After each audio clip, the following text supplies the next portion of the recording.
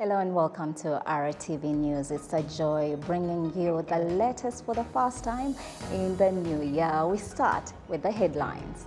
Health sector players are concerned that they may not be able to take full advantage of the changes in working hours. Also coming up, Kigali residents have expressed that infrastructure construction ought to increase the value of their property.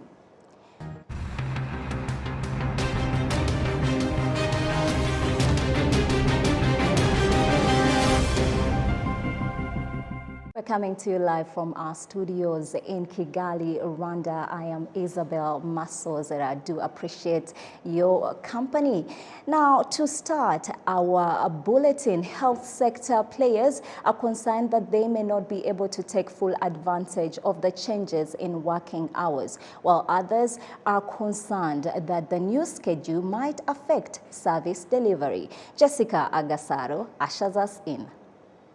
The first days of January 2023 is when the change in the working hour was supposed to start being observed, but it collided with the public holidays. It is now expected to start for workers this Wednesday, the 4th of January 2023. This is the decision of the Council Ministry that met in November 11, 2022, which will be implemented for school by the start of the second semester on the 9th January 2023. The population of Kigali received these changes in different ways. Our children will sleep enough and we will have time to prepare them for school and we will not be late for work.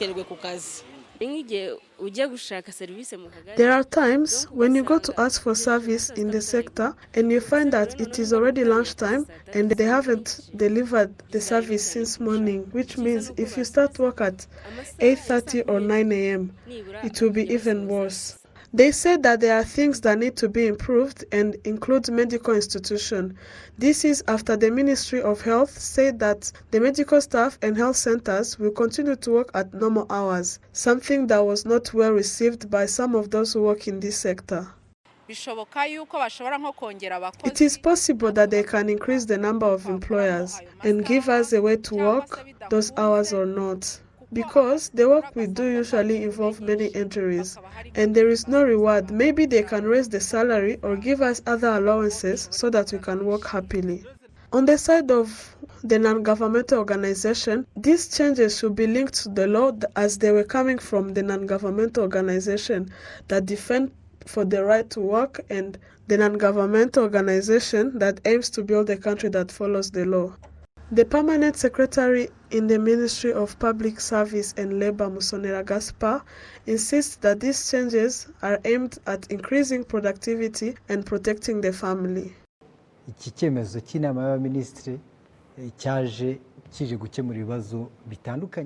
The decision of the cabinet meeting came to solve the problems that hindered the workers and their families, so that a Rwandan citizen that works can also have time to spend with their family and prepare the future of the country. We are going to start implementing it, but we also look at the obstacles and discuss them with the concerned authorities. The decision to change the working hours in Rwanda was announced at the ministerial meeting held in November 2022, where work should start from 9 a.m. to 5 p.m., but between 8:30 and 9 a.m. people can work remotely. As for school, they will be starting at 8:30 to 5 p.m. Jessica Agasaro, RwandaTV News. Thank you, Jessica. Now, Kigali city residents have expressed that infrastructure construction ought to increase the value of their property. Olivon Tete unpacks. The road Itunda-Busanza is a 3-kilometer road that was built while Rwanda was about to host the Commonwealth Heads of Government meeting in 2022.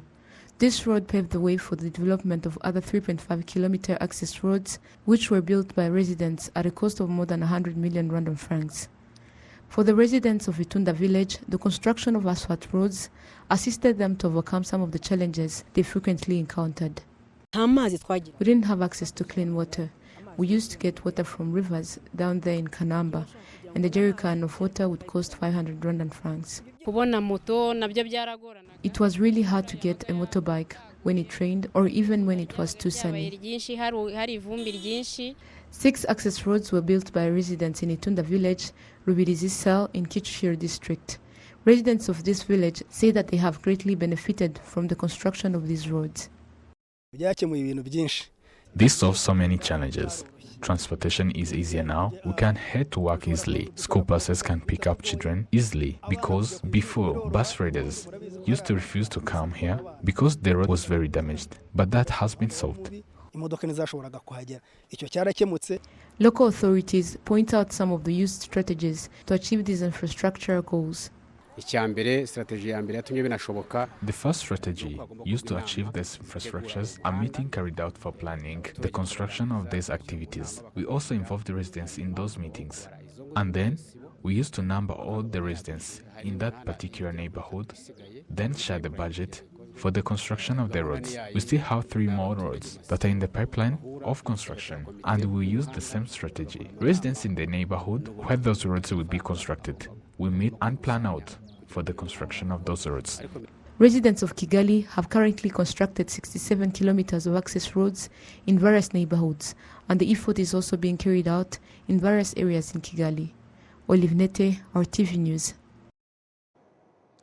Moving on, farmers from the eastern province are pleased with the close proximity and newfound access they have to processing factories, which they believe will increase investments in the sector. Now, Rwanda Agriculture Board has assured entrepreneurs that these new developments ought to add to the value of the investments. Precious Kirezi expounds. Sweet potato farmers in Rwamagana district constructed a processing factory for their produce, which they believe will be an appealing incentive for investors looking to get into agriculture. Residents and farmers will not lack produce because getting demand is well within the reach of those starting the factories. Private sector players in Rwamagana district recently started operations of a processing factory for sweet potatoes with vitamin A. The factory is a potential solution for storage issues and produce going bad and the low demand that is a common post-production occurrence, which the founders have further explained. Dufite ikibazo cyuko ntangano nyinshi dufite mu gihugu cyacu ariko This country is not producing enough wheat flour. But if other alternatives were to be used to make bread and other baked goods, the problem would be solved. There is always a high sweet potato harvest and that won't go to waste anymore, thanks to this new development. Farmers with the Eastern Province are pleased with the newfound access they now have to processing factories, including ones for bananas, pineapples, and corn that are pre-existing, and adding a sweet potato processing factory to the mix is a welcome solution.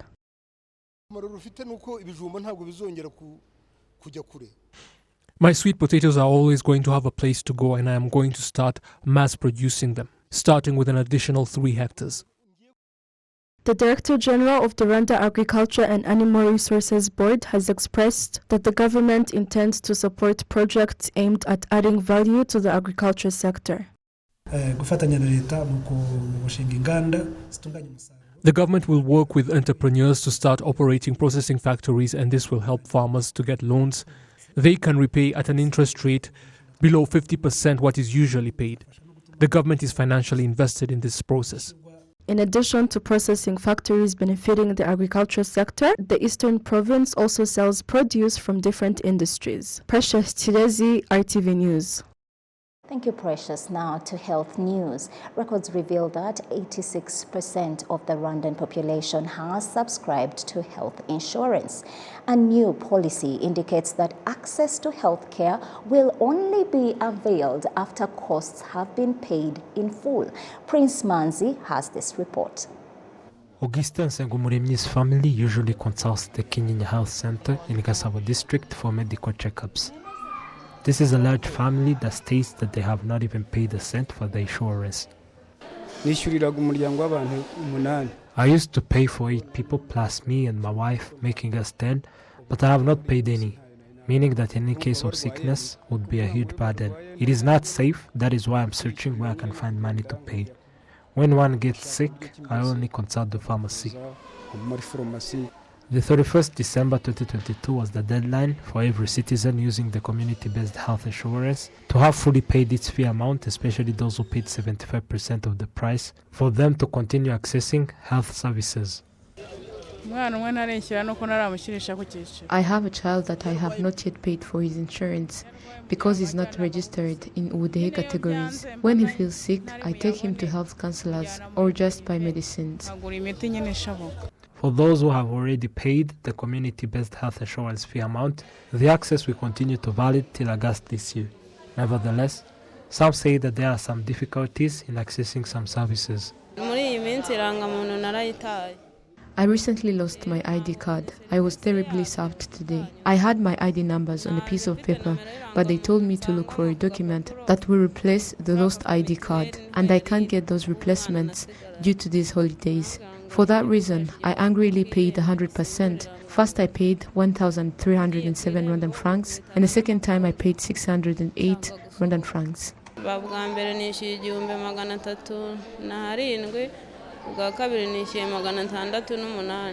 Dogratias Nigurirwa of the Rwanda Social Security Board points out that in the 13% of the citizens who have not yet paid the community-based health insurance, 2.2% paid but not covered the full payment, and the deadline has exceeded. These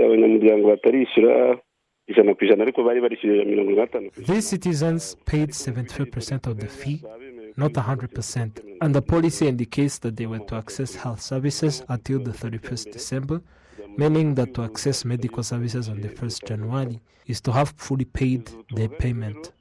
There are 2.2% who paid 75%, meaning that even their families are not to access medical services. We are requesting them to pay the remaining 25% for them to access medical services as they did last year. 86.7% of those with the community-based health insurance membership fully paid the fee, different from 2021-2022, where the numbers were 84.7%. Starting with the 1st January 2023, the system is open for those willing to pay for the 2023-2024. Prince Manzi, RwandaTV News. Industry players in Rwanda whose manufacturing processes require honey, including beverages, say that they're still importing it because it is locally produced on a small scale. Now, according to the Ministry of Agriculture and Animal Resources, all possible solutions are being explored to increase honey production to 8,500 tons by 2024. Watch. According to the Skydrop Industries employee Lucky Morekezi, although honey is one of the main requirements for manufacturers of fermented drinks, locally it remains in short supply, forcing industry players to turn to neighboring countries. Those who have honey have small quantities. We have to increase the production because there is demand in Rwanda, and whatever we produce we can consume because we manufacture a lot of alcohol. We import it because we can't find it locally. We can only access it easily from Tanzania and neighboring countries. The honey from Cyangugu is also expensive. There are also traders and consumers that are concerned about the quality of the honey, as explained by Habimana Ernest. We have a problem of quality, and sometimes we sell honey not knowing that it does not meet the standards. The small amount of honey produced in Rwanda is in high demand globally, currently exported to Europe, Asia, and other parts of the world. The AG Director General in charge of livestock at the Ministry of Agriculture and Animal Resources, Mukasekuru Matilda, says a lot is being done to increase the production and quality of honey on the market.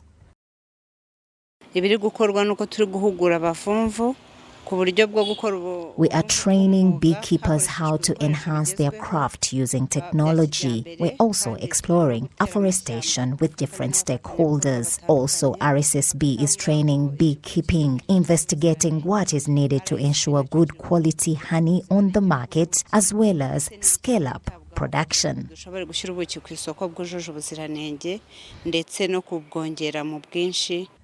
According to the UN Biodiversity Organization, in order to get 1 kilogram of honey, one bee has to make about 50,000 trips to roughly 1 million flowers. An environmental protection expert says bees are threatened by the use of pesticides on crops. However, they're very useful in pollinating corn, beans, soybeans, and other flowering crops. inzuki iyo zigabanutse zo zifite akamaro kanini uretse kuduha ubuki zinatuma habaho kuba haba. Bees are very important because besides producing honey, they are also useful in pollinating. Without caring for them, we can't have enough harvest. We can't say we want to increase harvest without them. The AG Director General in charge of livestock at the Ministry of Agriculture and Animal Resources reveals that there's a way that agriculture can be done effectively to enhance beekeeping.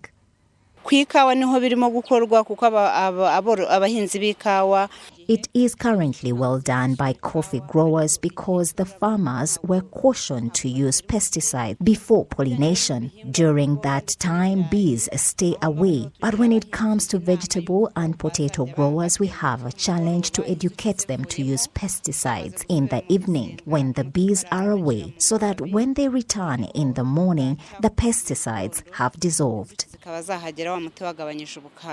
The 2022 figures released by the Ministry of Agriculture and Animal Resources show that honey production reached 6,135 tons, and the country's goal is to reach 8,500 tons by 2024. Still on agriculture matters, some of the rice farmers who work in Chunuzi marshland that connects Ngoma and Kirehe district are worried about their rice that is dying in the fields due to flooding close to the harvest season. Now, Kirehe district officials have, however, reassured them because their crops are insured.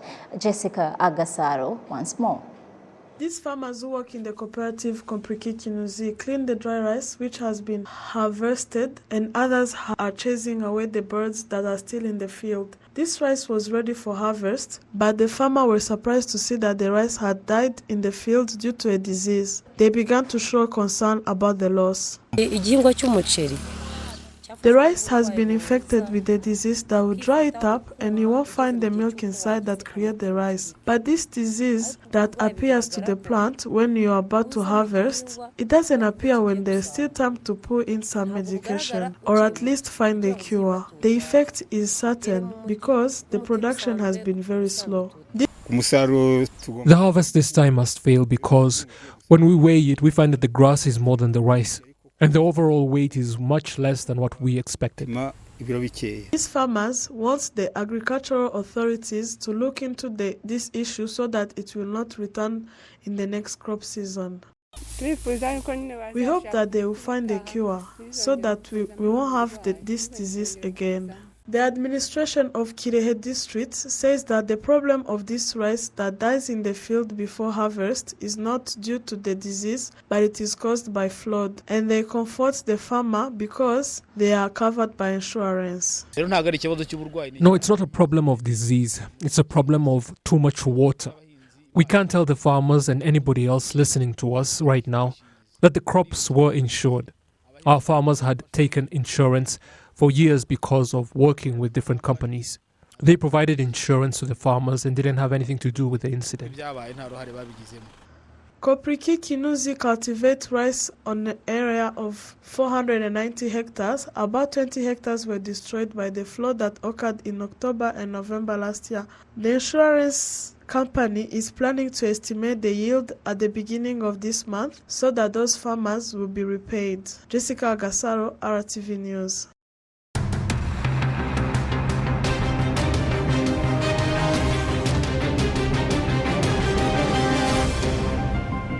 And that is my time with you. A pleasure bringing you my first bulletin of the year and hoping to do more as the year unfolds. Thanks for choosing RTV News. I am Isabel Masozera on behalf of the entire team here at RBA. Thanks for watching.